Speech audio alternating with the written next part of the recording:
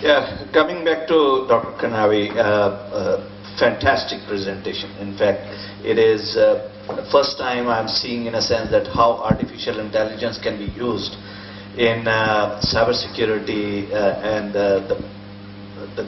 for a new thinking. Actually, it's a very new thinking in a sense that how we should protect. And if we keep building the signatures, how big we can have this signature database and how much time required to really analyze it. And upfront to basically detect is a new thinking. But I have a very different question to you. A lot of people here who are responsible for the security of the company. And what you think, because you are coming from outside, and I will ask the same question to you as from Malaysia perspective as well, that you are seeing a lot of companies in US, Canada and other part of the world. What four things you can suggest to our CISOs and technology people they should be doing it to protect their own organization? Oh, good question. The role of the CISO in an organization is to ensure that the main function of the organization, which typically is a business-related function, whether it's producing socks or producing cars or producing manpower, the function of the organization continues uninterrupted while keeping out the bad guys or keeping out any kind of potential risk to the organization. If you look at it from this way, then you want to ensure that you put in the security measures that can ensure the continuity, the business continuity of the organization without impacting the productivity of the employees. What does that mean? Well, think of it when you're going through an airport, right? When you're going through an airport, you basically have to, I'm speaking about airports in North America, you have to go in, you have to take out your laptop, you have to take out all of your shaving kit and stuff like that, and take off your belt, and take off your shoes, and after that you go through an X-ray scanner, right? So that is how it is. Is that impacting the visiting of the country? Well, maybe yes, maybe no, but at the end of the day, that's how we protect the country. From a business productivity side of things, business productivity is paramount, and that is where we sometimes make decisions that can be too risky, and sometimes we make decisions that can be too restrictive. Let me elaborate to that. For example, if you are in a graphics office, right, and you have, let's say, an architecture office, and you're designing new buildings, like say, new buildings for Cyberjaya or Petrojaya and so on, and you're an architect, guess what? You're going to be producing a lot of very heavy architectural diagrams. The last thing you want is to basically, slow down the communication of these architectural diagrams. So guess what you're going to allow? The CISO, you're going to allow you're going to allow USB keys to avoid communication with these files out of the organization. The problem is, immediately once you introduce USB keys, you are going to have potential for infecting your machine in a way that there is no way to protect these machines.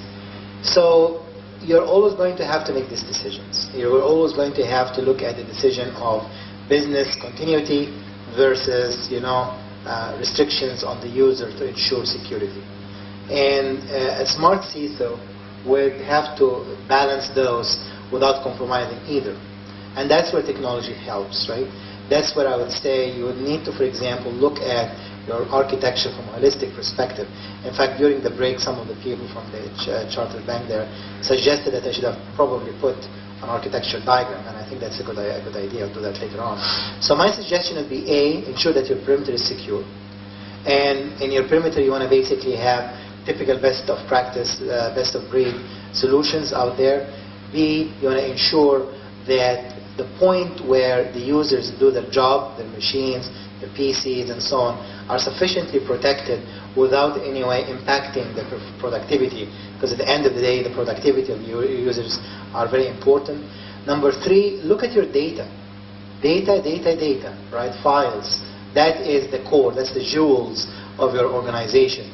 Make sure they're protected. Make sure that you can find ways of recovering them. Make sure that things happen, you can take care of them. But finally, I would always like to come back to this important thing. At the end of the day, it's the user, right? Security problems happen for the user and because of the user. For the user is because the user might have some information that we're trying to go after, or by the user because the same person put a lot of information. My favorite example, and this by the way happened, I can state that clearly, we were in a situation where one of our customers got compromised, and got compromised through the assistant's account. And the reason is that the assistant's account was speaking a lot on Facebook. Here's my cat's called Miko, and she's this, and I've been partying here and there and so on. And guess what? The password to the account is Miko123. Go figure, right? So train your users. You want to train your users to ensure that they become security conscious, because at the end of the day, security is not just products, is not just policies, is not just procedures, it's actually an attitude, right? You get hacked because you don't have the security attitude.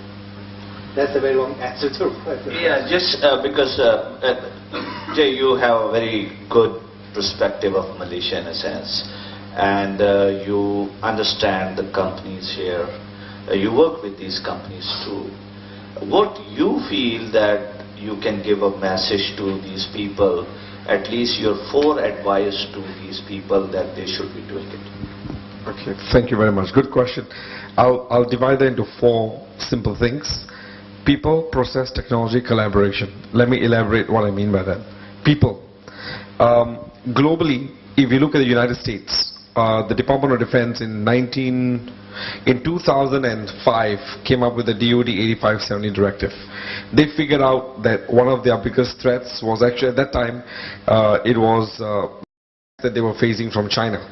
And they knew that they were really seriously lagging behind. China was way ahead in the cyber curve. This was open to the entire world. And President Obama was just about to come on board. It was President Bush Jr.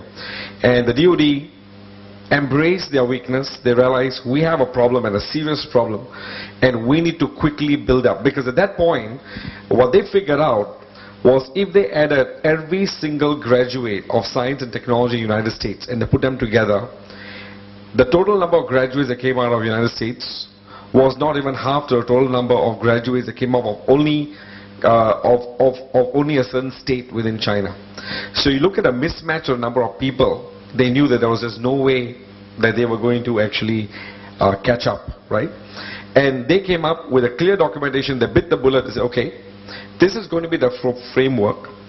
Organizations like EC Council, there are only 5 in the world that have the ISO 17024 in cybersecurity, maybe 6 now. The importance of a standard to a certification. So when I say people to a CISO, to a local organization, I'm saying identify what does a standard mean. If you put up 4 letters at the back of your name and say, my name is J. Bavisi, I'm AKQD, I'm certified in some encryption technology, that does not make me a better person. Unless that AKQD is an ISO accredited credential. Because that credential, when it comes to an organization like us, you'll be surprised, Certified Ethical Hacker that we create around the world, to maintain that certification alone, EC Council spends $500,000 a year just to maintain a certification, because we need a wide variety of people, we need a wide variety of processes, we need to hire psychometrics that are actually measuring every single test item, we need to be subject matter experts across the world, we've got scheme committees. There's a very defined process, and that's how we create a Certified Ethical Hacker at the end of the day. So what I've seen across in Malaysia is that, because cost is very important, is that organizations quickly come and say, oh yeah, people, it's okay, Jay, you know what, we don't want certification, can you just have a training program, cut the price into half, I'll send 20 people, lunch and 2 coffee breaks in a 5-star hotel, attracts them very well, can you do it maybe Monday, Tuesday, Wednesday, Thursday, Friday, can you make it a half day? How do you measure the quality of your people? You're spending money, no doubt you're spending half the price, but if you spend half the amount of money to so-called train your people, which you are not measuring, your people are not going to actually end up helping your organization. So let me give you a real-life example of a global telco. I would not say whether it's Malaysian or not, a global telco in this region. So they hired AC Council, this is a real-life story, and they said, okay, we want to implement a SOC for our organization. Here's the problem. We do not know how to hire the consultant or the vendor. So AC Council Global Services, can you please come on board? You help us write the RFP, you help us interview. So we came on board, we wrote the RFP and we interviewed. We interviewed all the major vendors that you can think about, right? That provided SOC. So we brought in one of our board members who was the new CISO of Sony Entertainment after the hack, right? Who came in to fix the mess. So we brought him down. We brought in 2 other consultants from the US. I have to say after the hack, otherwise you might think that he was responsible. And we sat in there, and they brought in their experts. They brought in their top experts from across the region. You'll be surprised, we were sitting in that room for 3 days, not a single word from any of those experts. They didn't have a clue what we were talking about, what we were evaluating on. This is a real life scenario. Now of course, we have rockstar CISOs from SIMW, award winning, right, who probably understands everything. But these are exceptions to the rule. And this is why, when Dato said to me that Cybersecurity Malaysia, when we came up with the Certified CISO certification, he says, Jay, I want to lead by example.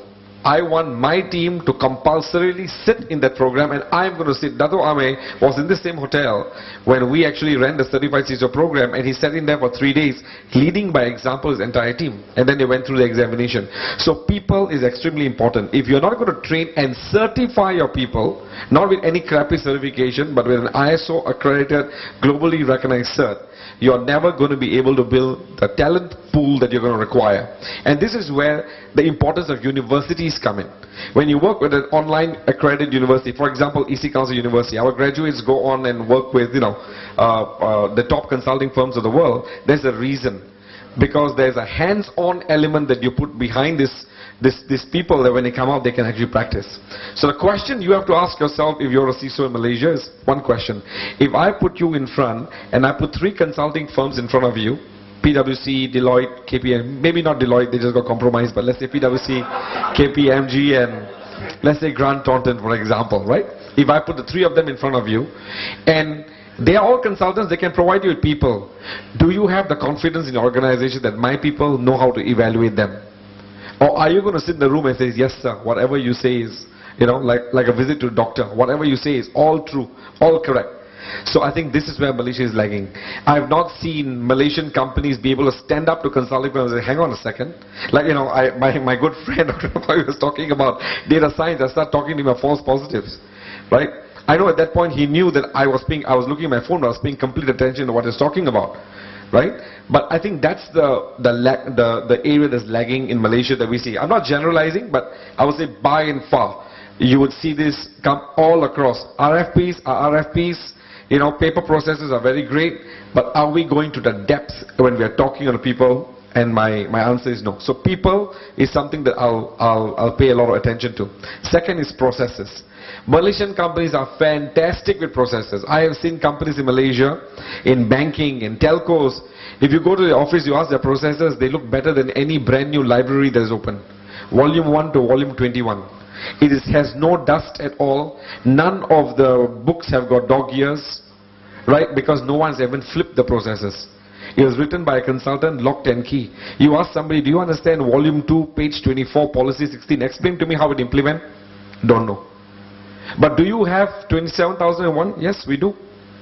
There was one, I'll give another example. There was one company in Malaysia, this is a Malaysian company, Malaysian multinational that we are very proud about. Half of you are probably customers of this multinational. So I met the CTO. So they had a new CTO, the CTO says, Jay, I want you to come in and test.